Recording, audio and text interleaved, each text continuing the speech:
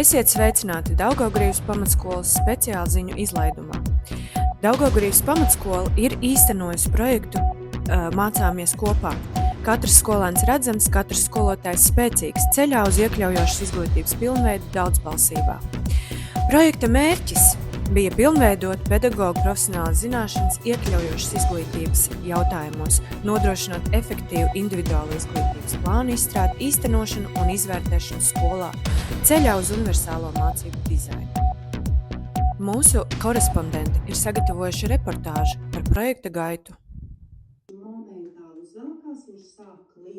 Skolotāji pievērsās UDHS tēmai un stiprināja savas prasmes atpazīt uzmanības deficītu un hiperaktivitātes pazīmes. Nodarbībā skolotāji bija iepazinuši universālā mācību dizaina principus. Bija runāts par to, kā plānot procesu, lai tas sākotnēji jau būtu pieejams visiem skolēniem. Nodarbībā skolotāji pievērsās disleksijas tēmai, kur apgāza mītus par to, ka skolēns varbūt ir slings vai skolēnam ir problēmas ar latviešu valodu. Skolotāji mācījās saskatīt pazīmes un iekāpa skolēnu kurpēs. Sakiet, lūdzu, kādi bija galvenie ieguvumi projektā?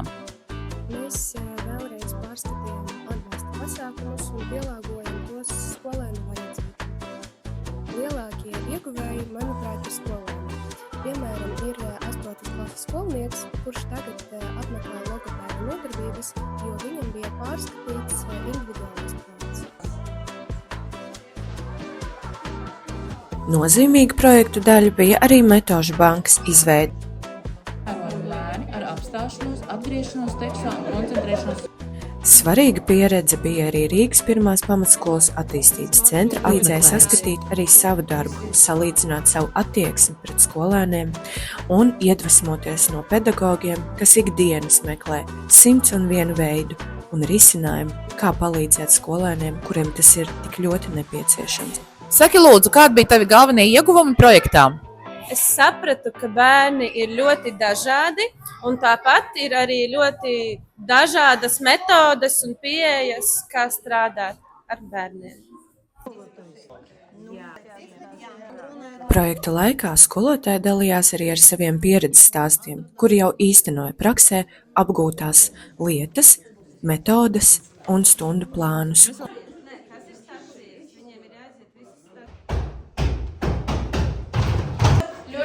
Projekta rezultātā skolotāji demonstrēja atklātās stundas, kurās ieviesa jaunapgūtās iekļaujošās metodes, pārveidoja savas stundas pēc universālā mācību dizaina principiem un redzēja ik katru skolēnu klasē.